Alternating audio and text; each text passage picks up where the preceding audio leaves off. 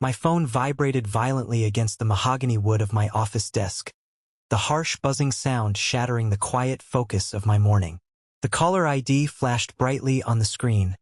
Robert. My dad. I stared at the flashing letters for several long seconds, listening to the faint, steady hum of the air conditioning vent above my head. I knew exactly where he was calling from. I had memorized their flight schedule weeks ago. It was departure day. I slowly picked up the phone, taking a deep breath to steady my racing heart, and pressed it to my ear. I kept my voice completely flat, stripping away any trace of the anxiety that used to choke me whenever he called. Hello, Dad. Mason, what the hell is going on? His voice didn't just boom through the speaker. It vibrated with the kind of military-grade fury I had feared my entire childhood. In the background, behind his shouting, I could clearly hear the distinct, chaotic sounds of O'Hare International Airport, the rhythmic clicking of rolling suitcases over tile floors, the muffled, echoing intercom announcements overhead. We are standing at the check-in desk, my dad growled, his breath hitting the receiver in sharp, angry bursts. And the agent behind the counter is telling us we have economy tickets, not first class. They are looking at us like we are a bunch of scam artists trying to bluff our way into the VIP lounge. Fix this right now. I leaned back in my heavy leather chair, turning slowly to look out the massive floor-to-ceiling window at the sprawling Chicago skyline. The sky was a brilliant, clear blue. There is no mistake, Dad, I replied, my tone even and cold. I made some adjustments to the reservations. Dead silence fell over the other end of the line. For a fleeting moment, the only sound was a distant boarding announcement calling for final passengers to Tokyo. Then the inevitable explosion happened. You did what? How dare you change the travel arrangements without telling us? We are standing here in our best clothes, and we look like absolute fools. I am sorry you feel embarrassed, I replied, feeling an icy, satisfying calm wash over my entire body. It was a calm that took 32 years of mistreatment, manipulation, and financial abuse to build. But as you explicitly said to me last month, Dad, gifts once given belong to the recipient. You decided to change who was going on this trip without my consent. So, I decided to change what kind of trip it would be. This is completely unacceptable, he sputtered, his voice cracking with rage. You fix this right now, Mason, or there will be serious, permanent consequences for your relationship with this family. I gripped the phone tightly, feeling the phantom weight of the $26,000 I had bled for, the weight of missed weekends, of skipped meals, of a lifetime spent desperately trying to buy my father's respect. I think those consequences already happened, Dad. They happened the moment you looked me in the eye and decided Isabella was more deserving of my place than I was. Enjoy economy class. I hear the middle seats back by the lavatories are particularly tight this time of year. I hung up the phone and set it face down on my desk. Before I tell you about the absolute disaster that awaited them when they landed in Dubai, and the ultimate karma that destroyed their little fantasy, tell me where you are watching from in the comments below. Thank you for being here. Grab a warm glass of water, sit down, and listen to me tell the rest of this story. I grew up in a house where the rules applied strictly to me, but all the rewards magically flowed to my older brother, Carter. I am 32 years old now, working as a senior finance manager at a massive corporate investment firm here in downtown Chicago. I have a six-figure salary, I own my house, and I have a solid, growing investment portfolio. But let me be entirely clear, absolutely none of that came from family help. Came from pure, unfiltered survival instincts. My dad, Robert, is a retired military officer. For as long as I can remember, he ran our suburban house exactly like a military barracks. Beds had to be made with hospital corners, chores had to be executed with precision, and disobedience was met with shouting. But his legendary strictness had a massive, glaring blind spot, and that blind spot was Carter. Carter is 3 years older than me, and by the time I was halfway through high school, it was painfully obvious that he was completely allergic to responsibility. He dropped out of 2 different universities, complaining that the professors were out to get him. He bounced from one entry-level sales job to another, always armed with a convenient excuse about why his boss was toxic or the market was too tough. And yet, in my dad's eyes, Carter was the golden boy who could do no wrong. If Carter managed to hold down a job selling gym memberships for 6 consecutive months, my dad would take him out for a steak dinner and brag loudly to the neighbors about his incredible work ethic. If I brought home a high school report card with 5 A's and a single B, my dad would sit me down at the kitchen table for an hour, intensely interrogating me about why I was slacking off and wasting my potential. My mom, Martha, was the ultimate peacekeeper. She hated conflict of any kind. If my dad yelled, she shrunk into the background. If my dad praised Carter, she clapped along with a tight smile. She never once stood up to him, not even when the disparity between us became financially devastating. When Carter was 22, he completely drained the college fund my parents had meticulously set up for him.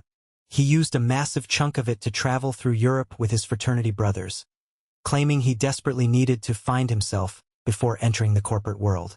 When I graduated high school a year later and nervously asked about my half of the college fund, my dad sat me down with a stern, unyielding look. He told me that building character meant paying my own way, and that a real man doesn't ask for handouts. So I took out crippling student loans. I worked a grueling graveyard shift at a logistics warehouse, sorting heavy packages until 3 in the morning, and then dragged myself to my finance classes at 8 in the morning. I survived on cheap ramen noodles and wore thrift store clothes for 4 years. When Carter got into a messy, dramatic situation with a girl in his late 20s, it somehow escalated into a bitter custody battle over a golden retriever they had adopted together. My parents immediately panicked and hired an expensive lawyer for him.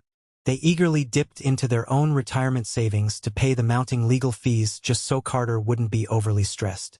When I needed a tiny $200 loan to cover an unexpected medical bill during my first year in the corporate world, my dad gave me a harsh lecture on financial planning. Even at my grandfather's funeral, while I handled the catering and supported my grieving mother, my dad spent the entire afternoon comforting Carter.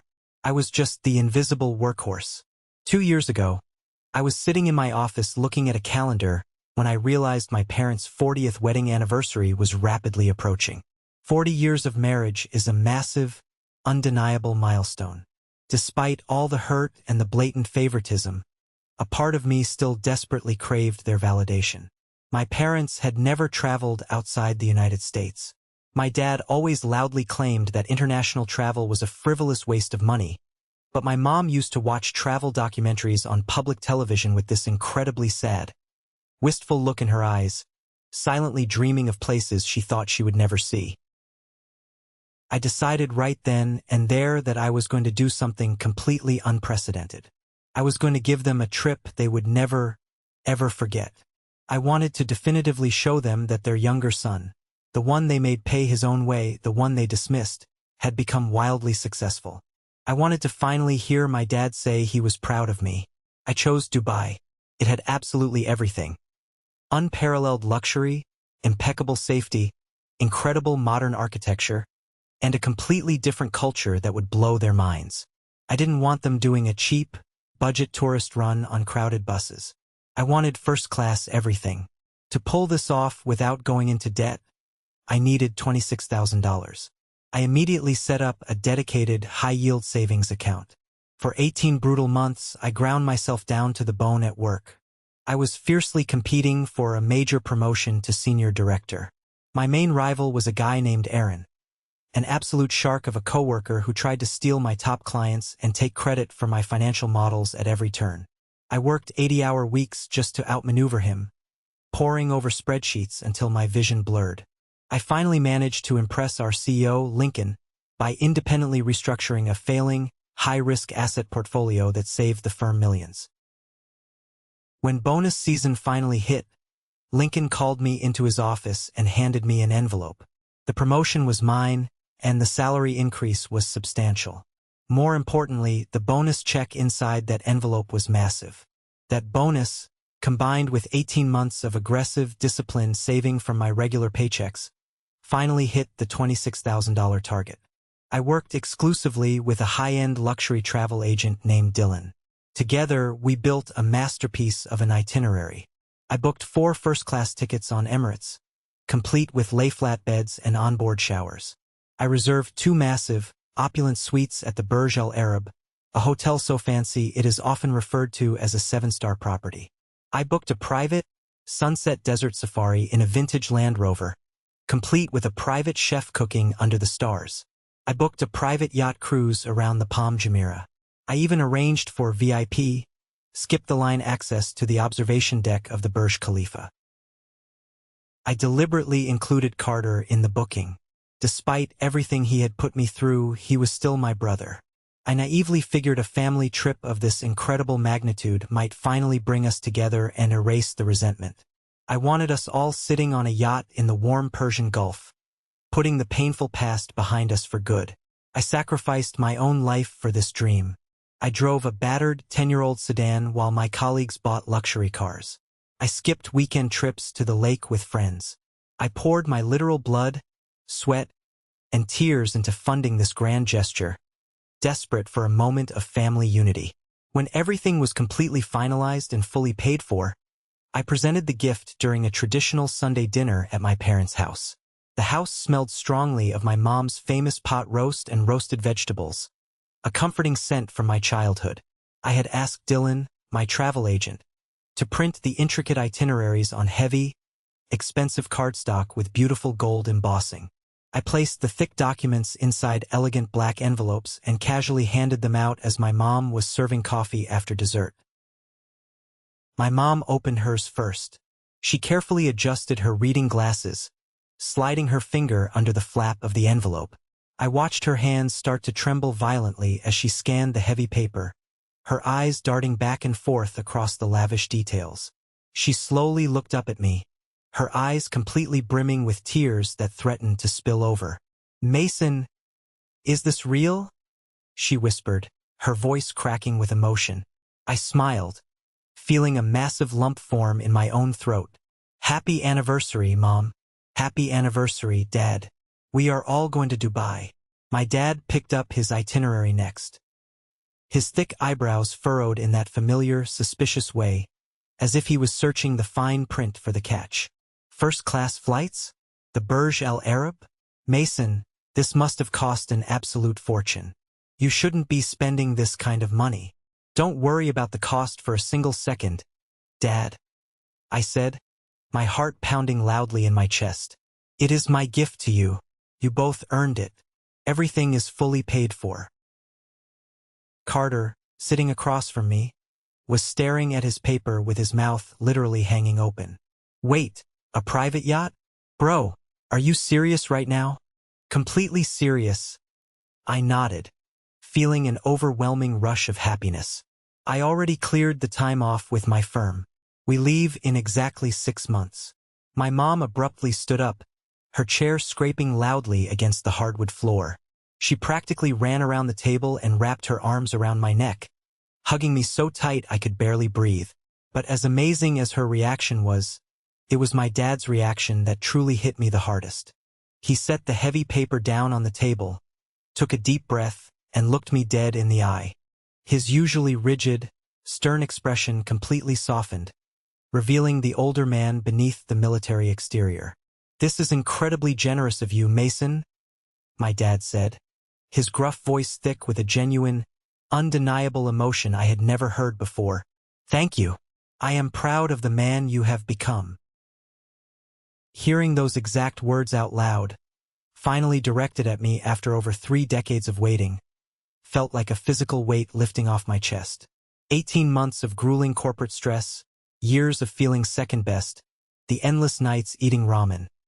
All of it completely vanished in that one powerful sentence. I had finally done it.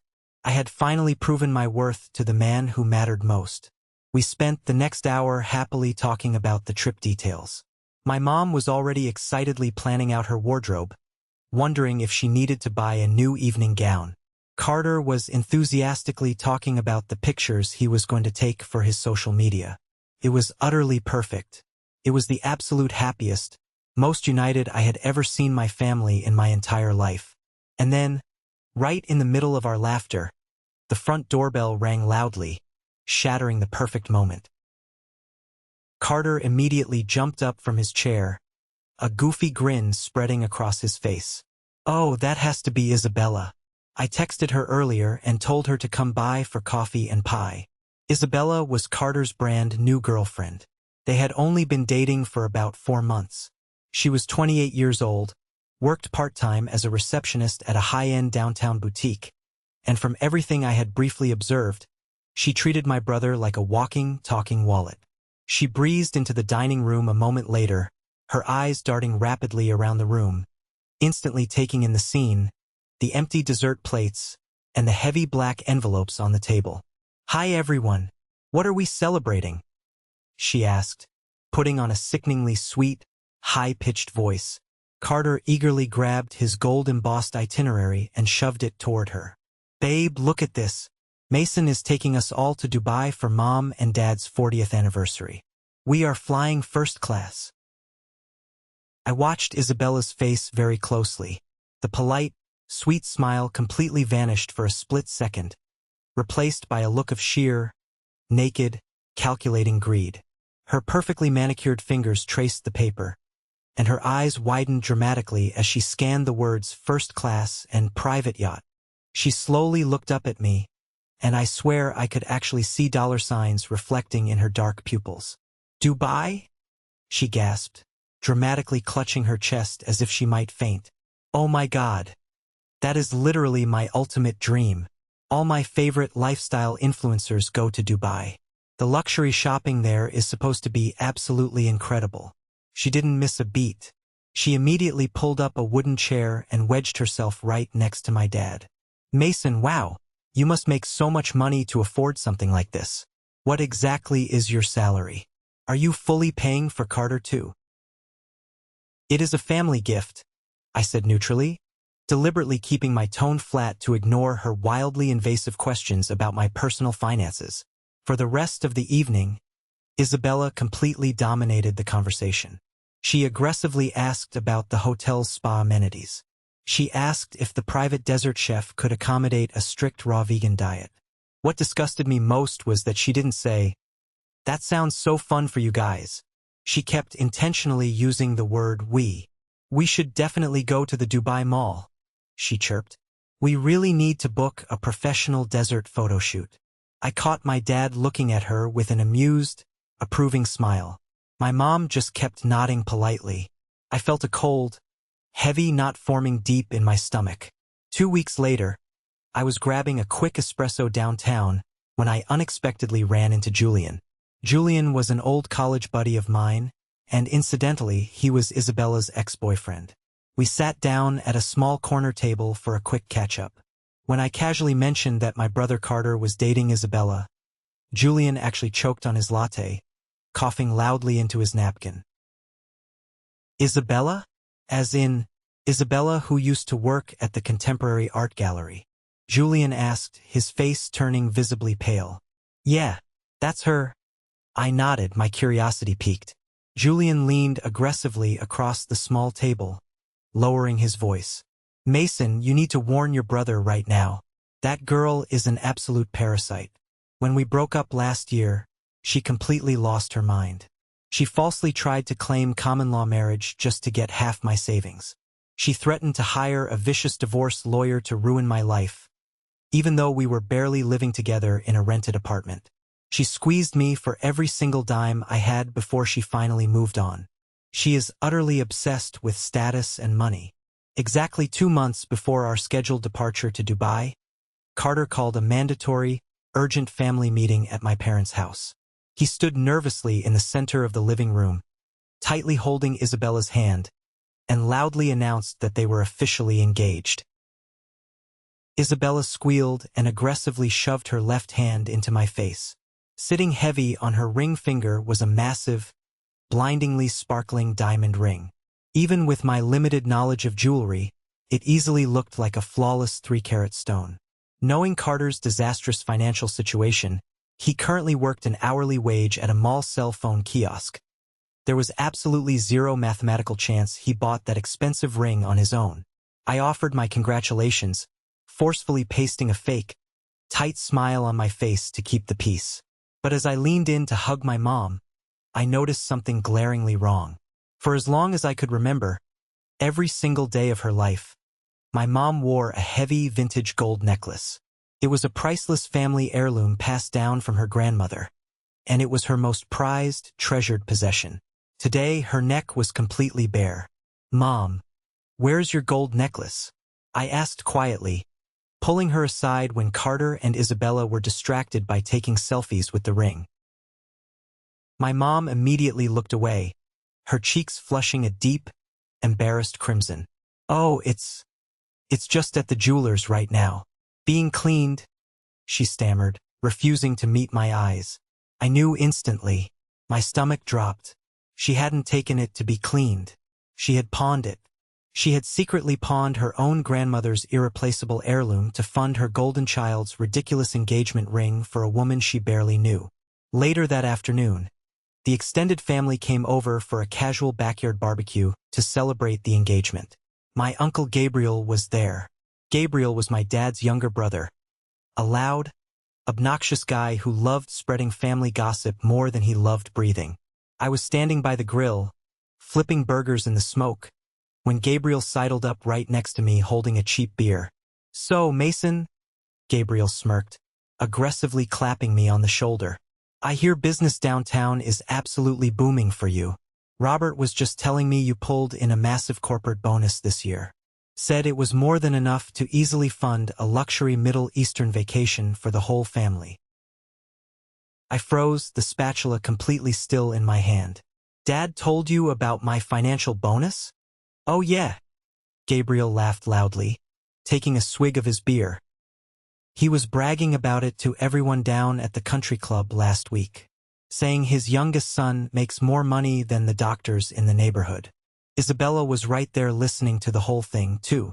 She chimed in and said Carter is so incredibly lucky to have a brother with such deep pockets and a massive future inheritance. My blood ran absolutely cold. Isabella knew. She fully knew I had serious money.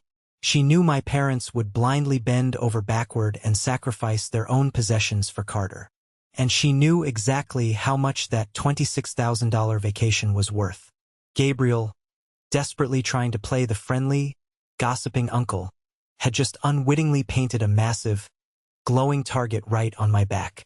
The casual backyard barbecue eventually transitioned indoors into a formal sit-down dinner, which quickly devolved into a hijacking session for the Dubai trip. We were just 8 weeks out from the flight. I had my laptop open on the edge of the dining table, quietly confirming passport numbers and expiration dates with my mom. Isabella sat directly across from me, aggressively scrolling through her phone. "So Mason," she said loudly, raising her voice to ensure the entire table stopped talking and listened to her. "I was closely reviewing the itinerary you printed out. I noticed you only booked one luxury suite with 2 bedrooms for Carter and me to share with your parents. Now that we are officially engaged, we really need our own private romance space. Can you go ahead and upgrade us to the royal suite? I saw pictures online and it looks gorgeous." I slowly stopped typing, my fingers hovering rigidly over the keyboard. I looked up and met her calculating gaze. "Isabella, the hotel reservations are strictly for 4 people. Mom, Dad, Carter, and me. There is no us suite. The bookings are 100% finalized and locked in." The entire dining room went dead, suffocatingly silent. You could hear a pin drop. Isabella's face instantly contorted into a masterful mask of wounded, innocent shock. She looked over at Carter, her eyes rapidly welling up with perfectly timed, fake tears. "Carter," she whimpered, her lower lip literally trembling. "I thought you promised me this was a welcoming family trip. Aren't I officially part of the family now?" Carter immediately slammed his fist hard on the wooden table, rattling the silverware. "Yeah, Mason, what the hell is your problem? She is my fiancée now. She is coming to Dubai with us. The trip is fully booked and completely paid for." "Carter," I said, keeping my voice dangerously level despite the rage boiling inside me. "Adding a 5th person this late in the game, especially for Emirates first class and a 7-star luxury hotel, would cost at least another $5,000 or $6,000 out of pocket. I do not have that kind of cash just lying around. My dad cleared his throat from the head of the table. It was the distinct, authoritative sound of a judge about to deliver a harsh sentence. Now hold on a minute, Mason. Carter actually has a very good point. Isabella is joining our family. It would be incredibly rude and insulting to leave her behind here in Chicago while we go celebrate our anniversary overseas. You make excellent money. You just got that big promotion. Surely you can just put the extra costs on a high-limit credit card and make some quick adjustments. I stared at my dad, utterly stunned by his audacity. Dad, I spent 18 agonizing months saving every penny for this. I delayed fixing the leaking roof on my own house. I gave up my entire social life for a year and a half. I cannot just magically invent another $6,000 because Carter impulsively decided to get engaged. Isabella immediately reached over and placed her hand gently on my dad's arm. Oh, Robert, please don't fight with Mason over me. I don't want to be a financial burden. I've never been out of the country. I thought this would be the perfect, magical way to bond with my new parents. But if Mason really hates me that much, I will just stay home all alone. It was an absolute masterclass in emotional manipulation. My dad's jaw tightened in anger. We will discuss this in private later, he said to me, his tone laced with a dark, undeniable warning. I left the house that night feeling physically sick to my stomach. Exactly 4 weeks before our scheduled flight to Dubai, my dad summoned me to the house. He didn't ask if I was free. He gave me an absolute order to be there at 6 o'clock sharp. When I walked through the front door and stepped into the living room, the heavy atmosphere made it feel exactly like an ambush. My dad was sitting stiffly in his large leather armchair. My mom was perched nervously on the very edge of the sofa, wringing her hands. Carter and Isabella sat uncomfortably close together on the love seat, holding hands and looking incredibly smug. Sit down, Mason, my dad commanded, pointing to a hard wooden chair positioned directly in the center of the room. I slowly took the seat, my heart beginning to hammer against my ribs. What is this about, Dad? My dad leaned forward, resting his heavy elbows on his knees, staring me down. We have been doing a lot of serious thinking about the Dubai trip over the past few days, and we have come to a final decision. I instantly noticed the deliberate use of the word we. They were collectively making executive decisions about a luxury trip that I had completely funded with my own blood and sweat. Given the strict logistical limitations you aggressively mentioned, my dad continued, his voice completely devoid of any paternal warmth, about the reservations being strictly capped at 4 people, and your refusal to cover the excessive cost to add a 5th ticket. We think the most sensible, logical solution is for Isabella to simply take your place on the trip. The words hit me like a physical, brutal blow to the stomach. All the air rushed out of my lungs. I actually stopped breathing for a full second, staring at my father, entirely certain that my brain had misfired and somehow misunderstood his English.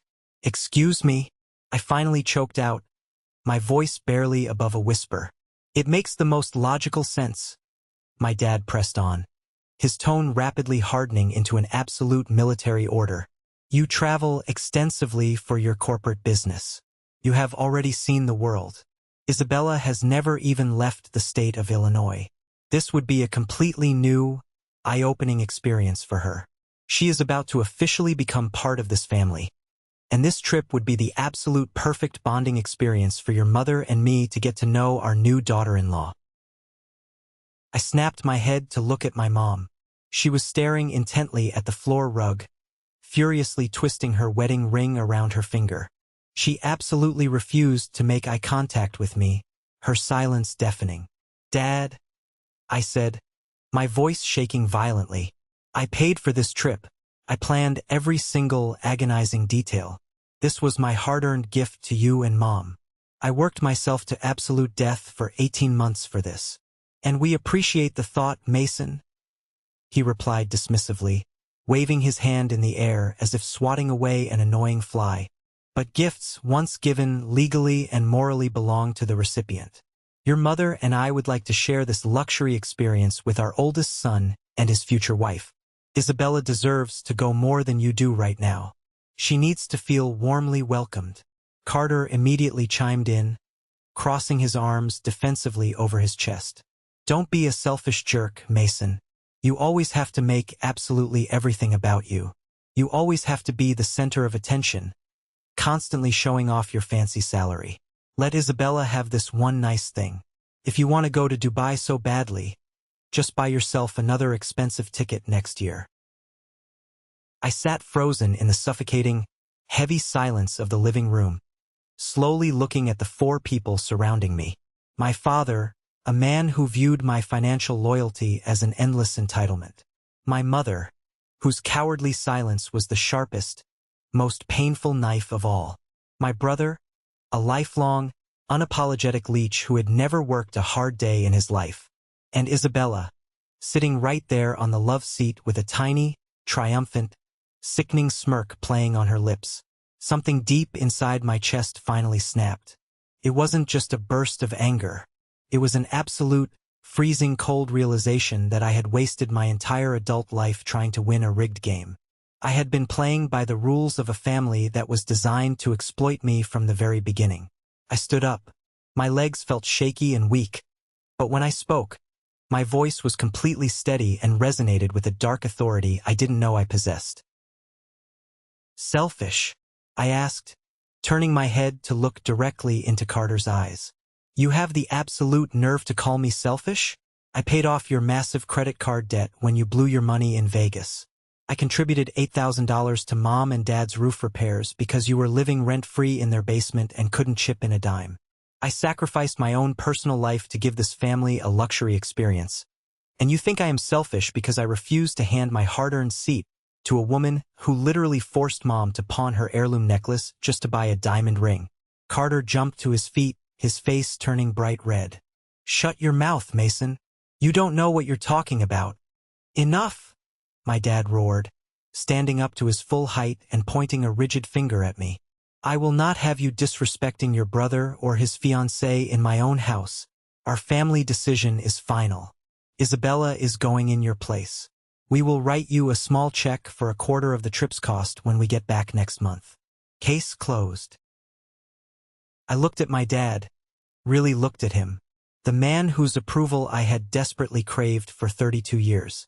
I suddenly realized I didn't feel the need for it anymore. I just felt an overwhelming sense of pity for him. "Don't bother writing the check, Dad," I said quietly, my voice devoid of emotion. Isabella quickly stood up, her eyes wide with a disgusting display of fake sincerity. "Mason, please, I want you to know how much this truly means to me. I will cherish this amazing family experience forever. I am so deeply sorry if this hurts your feelings, but we are going to be siblings very soon. I hope you can find it in your big heart to forgive us for wanting to bond." I turned my head and locked eyes with her. Her vicious little smirk was still there, hiding just a millimeter behind her fake, honey-sweet apologies. "You know what, Isabella?" I said, my voice dropping to a deadly, icy calm. "You might eventually marry my brother. You might completely charm my parents out of their entire retirement funds. But you and I will never, ever be family. Not after this." I abruptly turned around and walked purposefully toward the front door. "Mason, don't you dare walk out that door," my dad shouted, his voice echoing off the walls. "If you walk out right now, you are turning your back on this family." I didn't even pause. I grabbed the heavy brass handle, pulled the front door open, stepped out into the freezing Chicago air, and slammed it shut behind me with a force that shook the windows. I practically ran to my car, my hands shaking violently as I fumbled with my keys.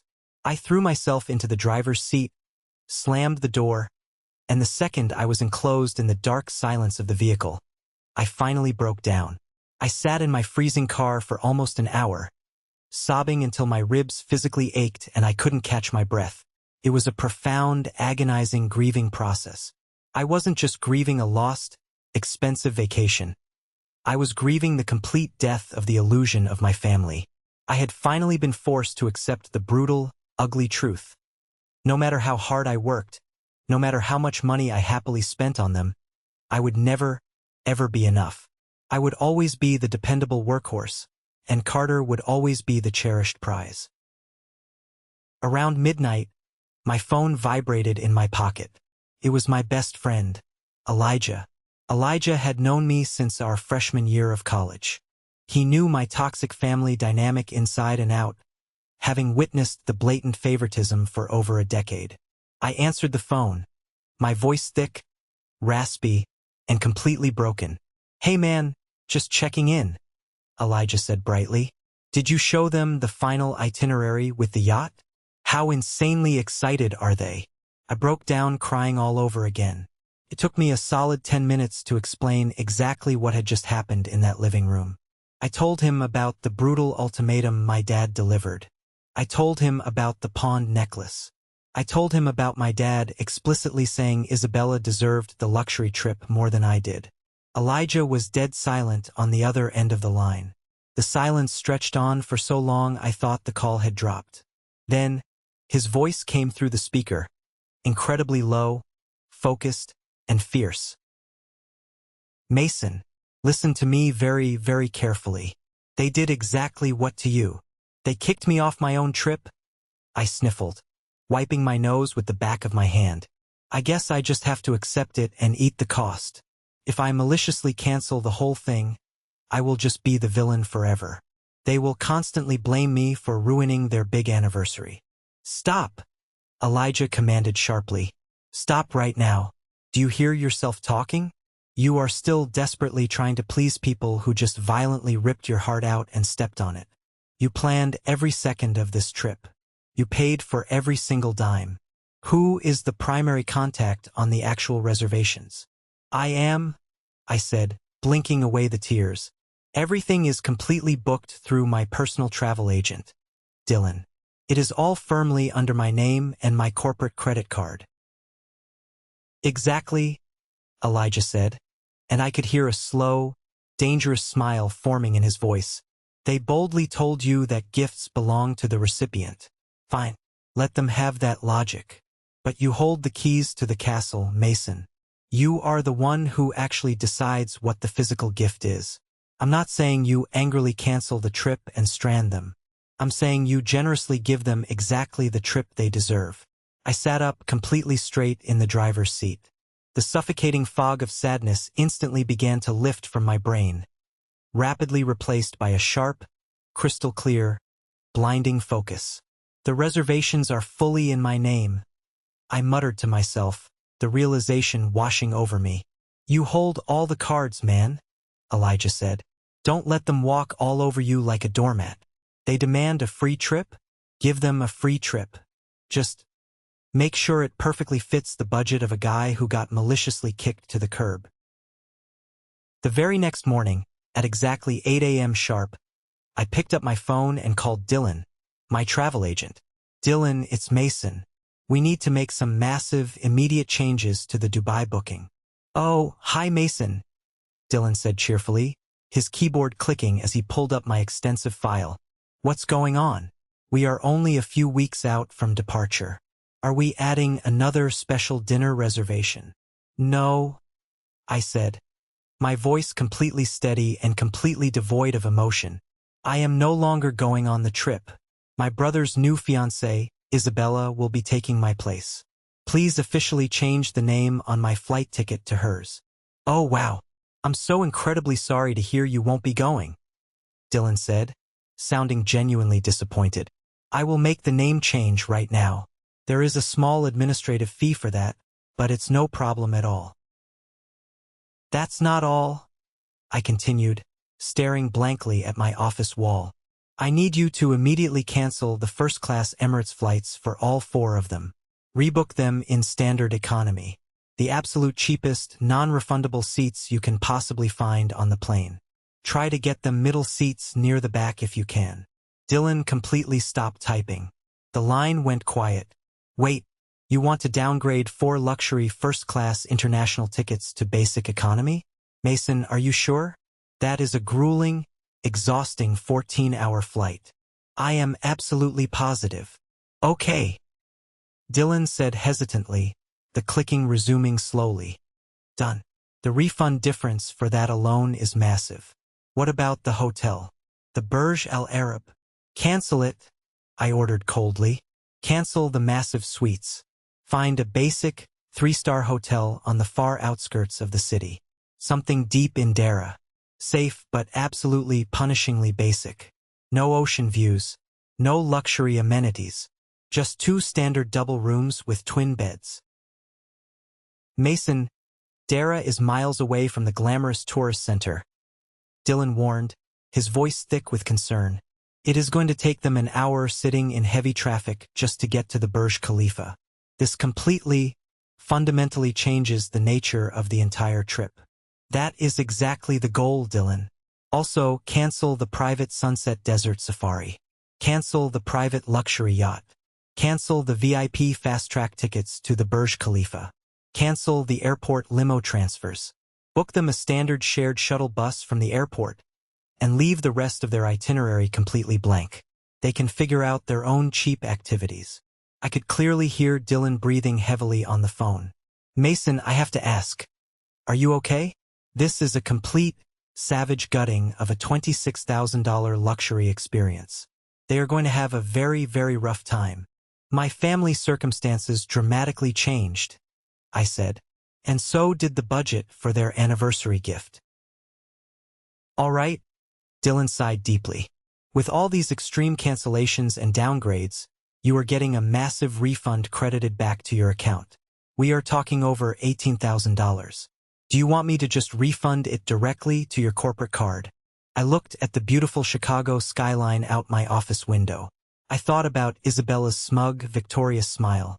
I thought about my dad telling me I didn't deserve a seat at the table.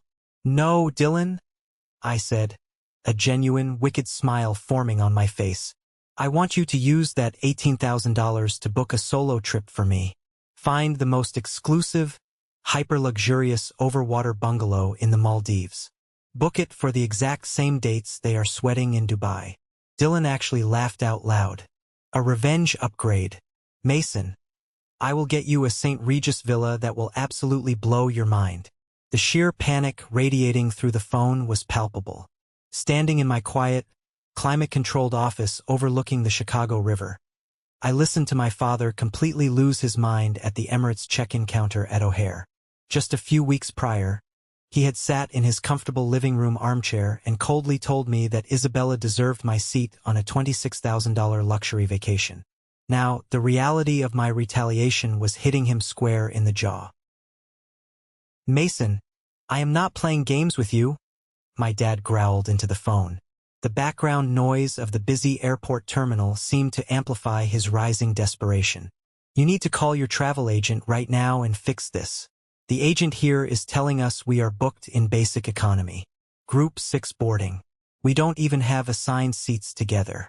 We are scattered all over the back of the plane.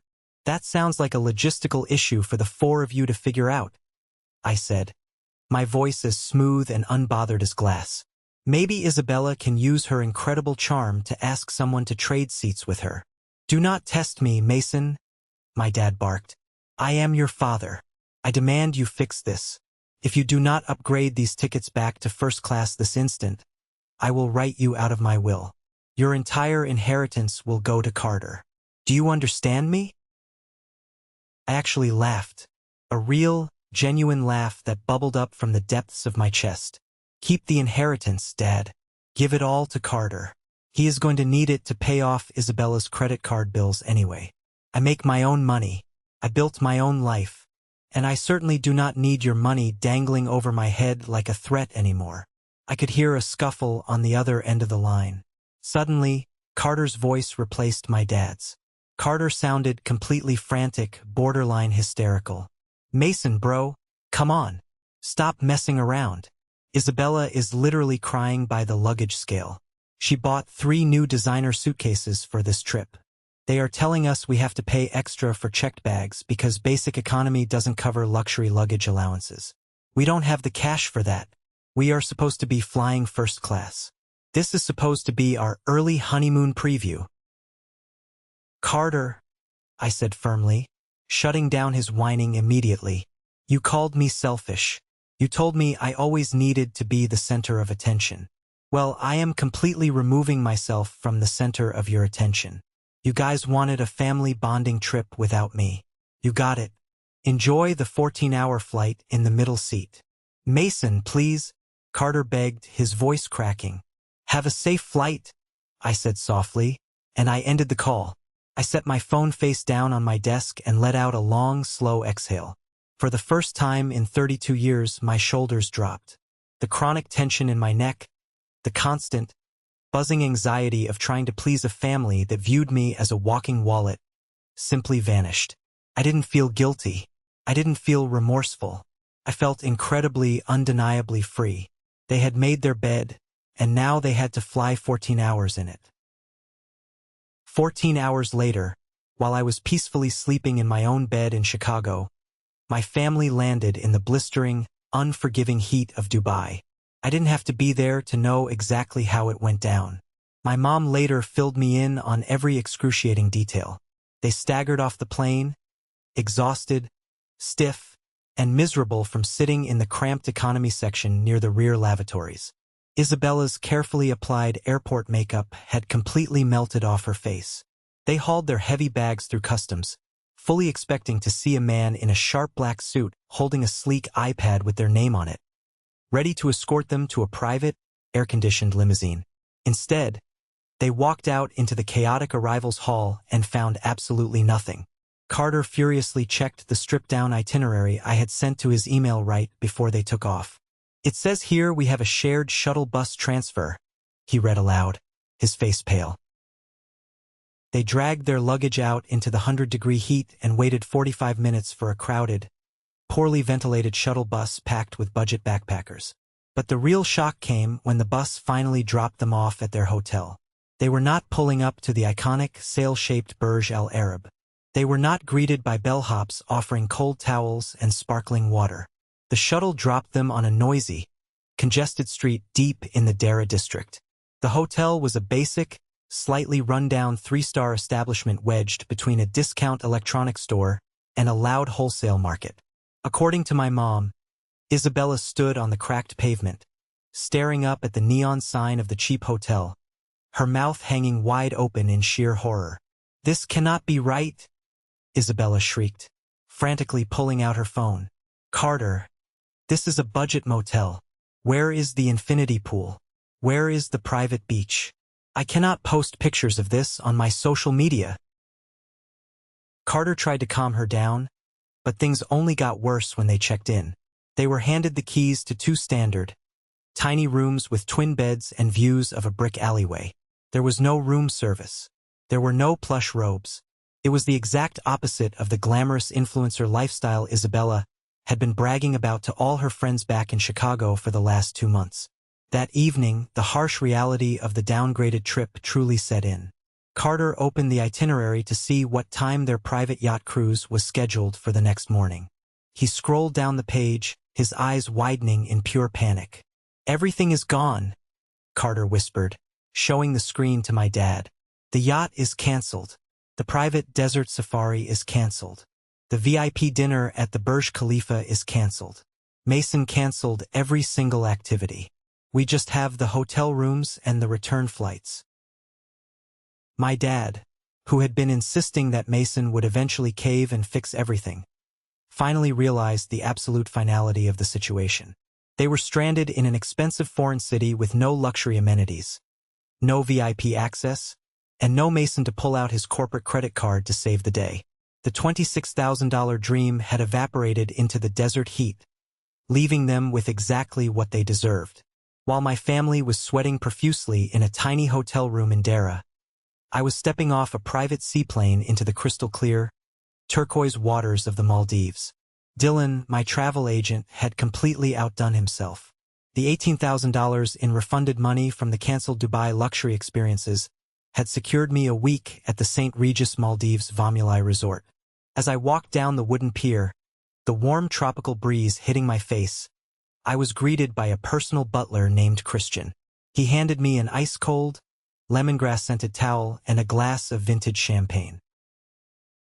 "Welcome to paradise, Mr. Mason." Christian smiled warmly. "Your overwater villa is ready." My jaw practically hit the wooden floorboards when I walked into my villa. It was massive. It featured a private infinity pool that blended seamlessly into the Indian Ocean, a glass floor to watch the vibrant marine life swimming below, and a king-sized bed facing the open water. This was the exact level of luxury I had originally planned to give my parents. Sitting on my private deck, watching the sunset paint the sky in brilliant shades of pink and orange, I realized I was finally giving that luxury to the only person who actually earned it, myself.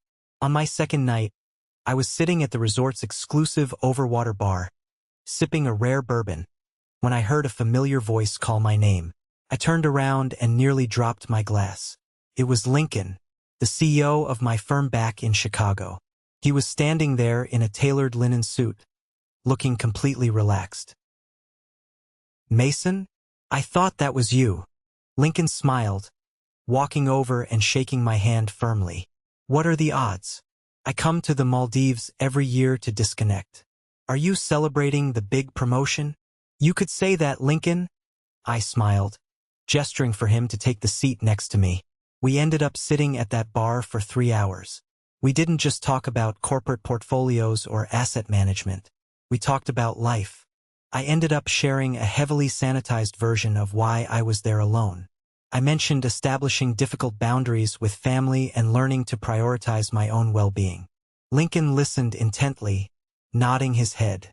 "You know, Mason," he said, raising his glass, "in business, we instantly cut ties with toxic assets that drain our resources without providing any return on investment. People often forget that the exact same rule applies to personal life. You are a brilliant manager. You have a massive future at the firm. Never let anyone, not even family, make you feel like you are just a tool to be used. Cheers to knowing your worth." Clinking glasses with my CEO in the middle of the Indian Ocean was the ultimate validation. It was the exact opposite of sitting in my dad's living room being called selfish. I wasn't an ATM. I was a respected, valued professional. Before I went to sleep that night, I walked out onto my private deck. The moon was reflecting off the calm water. I pulled out my phone, snapped a simple, beautifully framed photo of my bare feet propped up on the wooden railing with the glowing infinity pool and the ocean in the background. I opened Instagram. I didn't write a long, petty paragraph. I didn't mention Dubai. I just typed one single sentence. "Sometimes you have to choose yourself." I hit post, knowing full well that Carter, Isabella, and my Uncle Gabriel would see it immediately. Then, I turned my phone on airplane mode, threw it on the plush armchair, and went to sleep to the sound of the ocean. I kept my phone on airplane mode for most of the week, only connecting to the resort's Wi-Fi occasionally to check vital work emails. But when I did log on, I couldn't help but peek at the absolute circus unfolding on social media. Isabella was spiraling completely out of control. Her Instagram feed, which was supposed to be a carefully curated gallery of luxury Dubai aesthetics, had devolved into a chaotic, passive-aggressive complaint board. She was posting endless Instagram stories from the back of crowded public transit buses and from the tiny balcony of their Dara hotel. One photo showed a blurry, zoomed-in shot of the Burj Khalifa from miles away, blocked by power lines. The caption read, "Not everything is as glamorous as people promise. Sometimes family lets you down when you need them most. Hashtag travel fails, hashtag expectation versus reality, hashtag heartbroken." Another post was a selfie of her and Carter sitting in a cheap food court.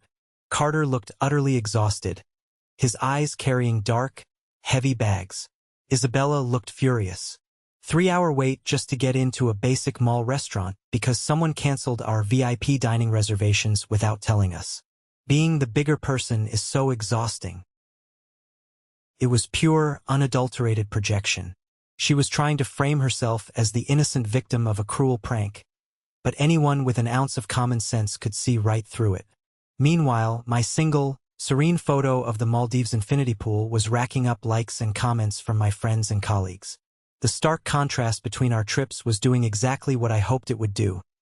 It was forcing my parents to spend 24 hours a day, 7 days a week, locked in a cheap hotel with the real Isabella.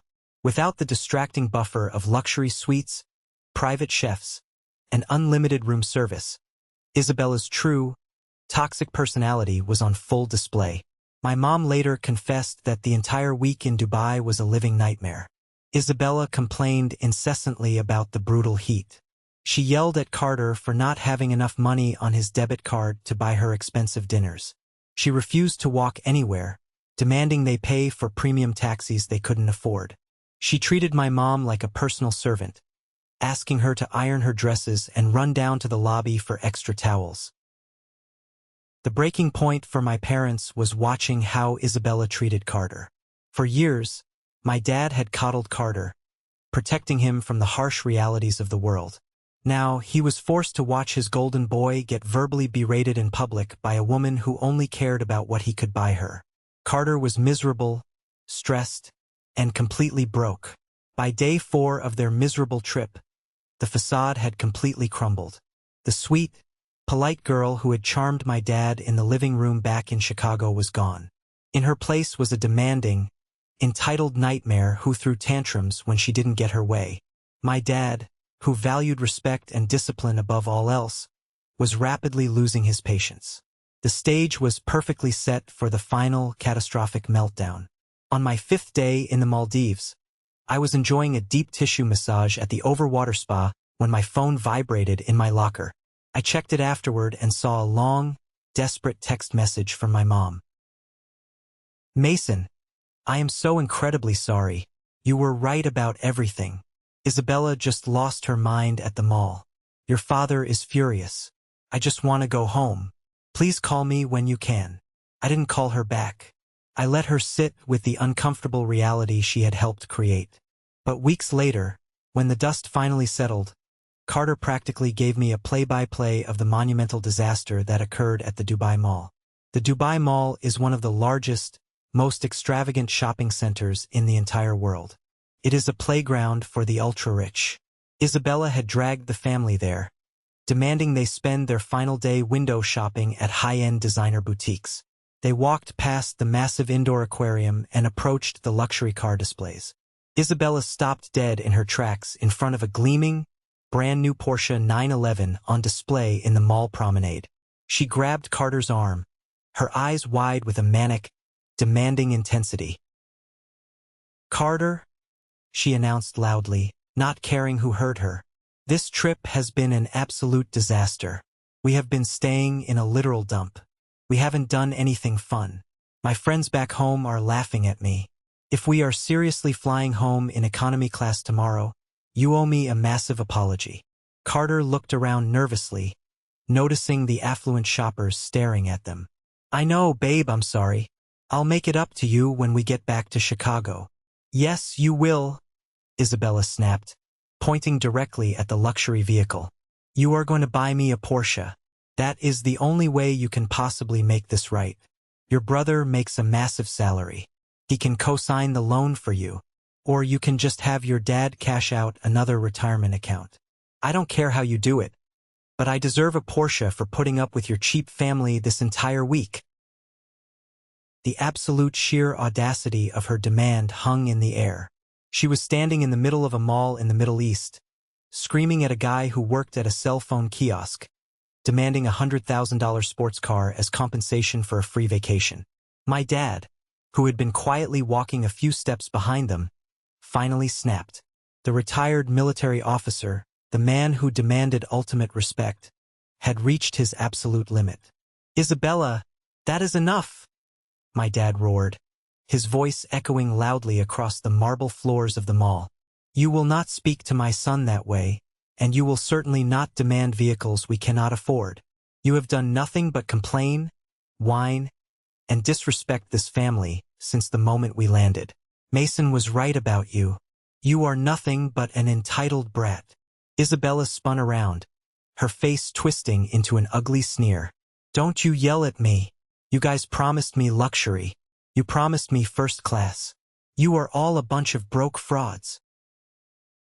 She stormed out of the mall, leaving Carter standing there utterly humiliated, and my parents staring at each other in horrified realization. In that single, explosive moment in front of the Porsche, the illusion was completely shattered. My dad finally saw the monster he had aggressively forced into my seat. I returned to Chicago feeling like a completely different person. I was deeply tanned, incredibly rested, and carrying a new, unbreakable sense of self-respect. My phone had several missed calls and voicemails from my parents, but I took my time settling back into my house and returning to work before I even considered responding. I was no longer on their schedule. Eventually, 2 weeks after we all got back, I agreed to meet my dad. I refused to go to their house. We met at a neutral location, a quiet, upscale coffee shop halfway between our neighborhoods. When I walked through the glass doors, I spotted my dad sitting in a corner booth. He looked surprisingly old. The rigid, imposing military posture that usually defined him seemed to have completely deflated. When he saw me approach the table, he immediately stood up, offering a formal, stiff courtesy that felt strangely foreign between us. "Mason," he said quietly, pulling out the chair opposite him. "Thank you for agreeing to meet me." I nodded, taking the seat, and placed my black coffee on the table. I didn't say anything. The burden of beginning this conversation rested entirely on his shoulders. He stared down at his hands for a long moment, turning a sugar packet over and over. "I owe you a massive apology, Mason. What we did with the Dubai trip was completely wrong. I see that now, very clearly." I looked at him, keeping my expression neutral. "Why did you do it, Dad? I really need to know. Why did you think it was perfectly acceptable to take something I bled for and hand it to a stranger?" He let out a heavy, rattling sigh. "I could give you a dozen cheap excuses. I could say I wanted to welcome Isabella into the family. I could say I genuinely thought you would understand because you are always so capable, always so independent. But the raw truth is much harder for me to admit." He finally looked up, meeting my eyes. "I have not been fair to you for a very, very long time, Mason. I have always heavily favored Carter. I did it because Carter struggled. Carter was weak. He constantly needed support, and I felt like it was my duty as a father to protect him from his own failures." "And me?" I asked, my voice tight. "You?" My dad shook his head sadly. "You were strong. You never needed me. You paid for your own college. You built a brilliant career. You exceeded every single expectation I ever had. And instead of being incredibly proud of you, I foolishly took you for granted. Worse than that, I resented you for it. I held you to an impossibly high standard, and when you easily met it, it made me feel completely unnecessary as a father. So I punished you for your independence."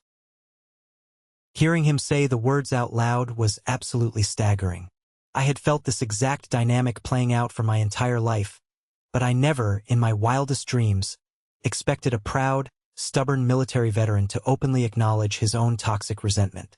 "Do you have any idea how much it physically hurt me?" I said, my voice barely above a whisper. "When you looked me in the eye and said Isabella deserved to go more than I did?" "I do now," he said, his eyes actually glistening with unshed tears. "I do not expect you to forgive me today. I don't even know if you can ever forgive me. But I want you to know that I fully see what I have done, and I am deeply, profoundly sorry." The fallout from the Dubai trip completely obliterated Carter's relationship with Isabella. The stress, the public humiliation at the mall, and the stark realization of her aggressive materialism were simply too much to ignore. 2 weeks after they returned to Chicago, Carter packed up his things, left her apartment, and officially called off the engagement. Predictably, Isabella did not take the rejection with any grace. She completely lost her mind. First, she flatly refused to return the massive diamond engagement ring. She boldly claimed it was a legally binding gift, and that she was keeping it as compensation for wasting her time. Carter was a wreck, knowing that our mom had pawned her irreplaceable family heirloom to fund that exact ring. When Carter threatened to get the police involved, Isabella decided to escalate her crazy behavior. She found my phone number and actually had the sheer audacity to call me while I was sitting at my desk at work. "Mason," she barked as soon as I answered, completely dropping the sweet, innocent voice she used to use. You completely ruined my life. You intentionally sabotaged my dream vacation, and you manipulated Carter into leaving me. Isabella, I am currently working, I said smoothly. Do you have a point? Or are you just calling to complain?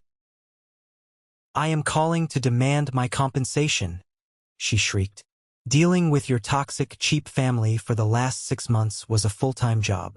I deserve a salary for the emotional damage you all caused me. You are rich. You owe me $20,000 for ruining my engagement and destroying my mental health in Dubai. If you don't wire me the money, I am going to post everything about you online and ruin your corporate reputation. I actually had to pull the phone away from my ear because I was laughing so hard. The sheer, blinding entitlement was almost impressive. Isabella, listen to me very carefully, I said, my tone turning to absolute ice. You are not getting a single dime from me, ever. Keep the ring if you want, but know that it was bought with pawn shop money. If you ever contact me, my brother, or my parents again, I won't just block you. I will hire a corporate lawyer so aggressive and so relentless that you will spend the next 10 years buried in harassment lawsuits. I will make sure your wages at that little boutique are garnished until you are completely bankrupt. Do we fully understand each other? The line was dead silent. I could hear her breathing heavily, processing the fact that her empty threats had just met a solid brick wall. You are a monster, she finally hissed. Have a great life in economy class, I replied, and I hung up the phone. I immediately blocked her number, blocked her on all social media platforms, and advised my family to do the exact same. That was the absolute last time I ever heard her voice. The parasite had officially been evicted from our lives. 6 months passed, and the dynamic of my entire life fundamentally shifted. The disastrous Dubai trip turned out to be the absolute best thing that could have ever happened to me, because it forced the poison out of the wound. I started going to therapy every Thursday evening. I needed a professional to help me untangle decades of deep-rooted, people-pleasing behavior. I realized that my obsession with giving my family expensive gifts was just a desperate, unhealthy attempt to purchase their unconditional love. With my therapist's guidance, I learned how to establish ironclad boundaries. I stopped automatically saying yes to every single request for financial help.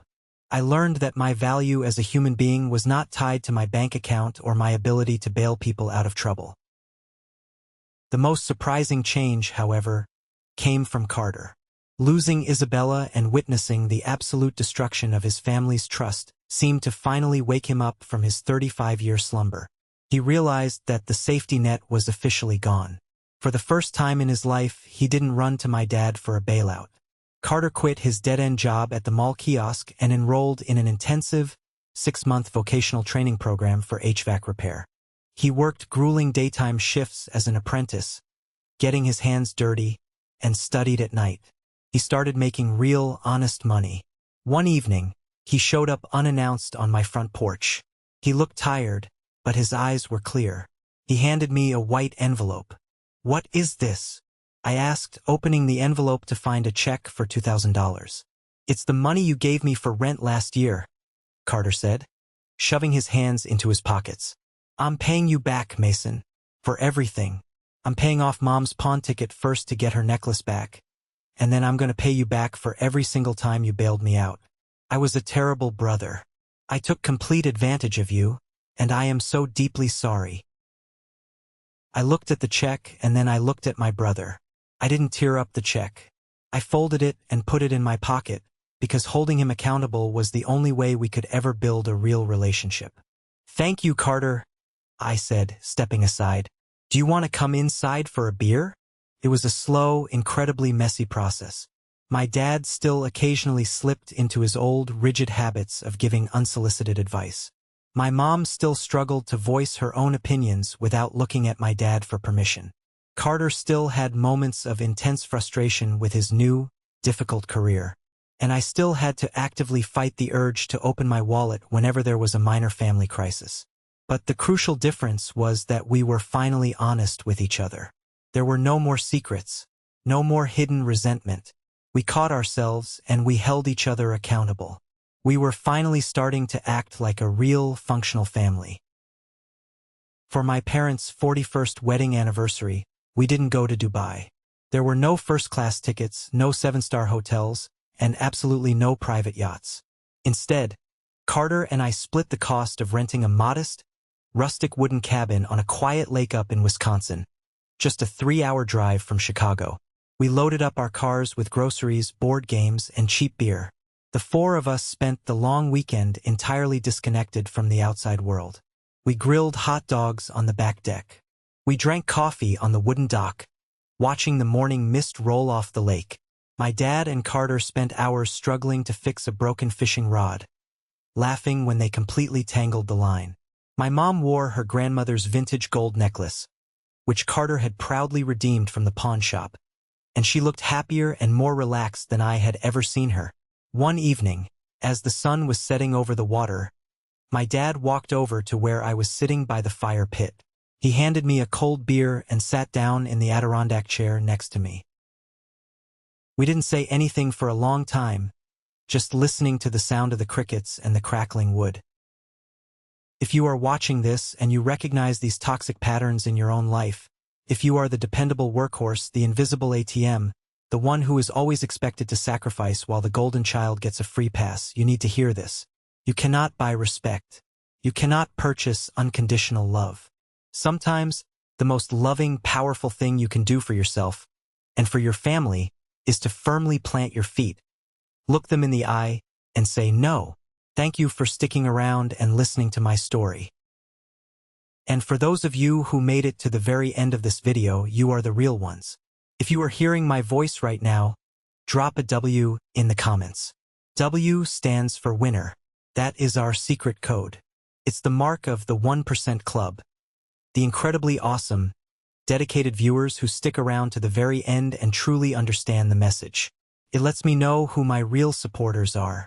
Please give this video a like, hit that follow button, and turn on notifications so we can continue hanging out and sharing these crazy life stories together. Stay strong, know your worth, and I'll see you in the next one.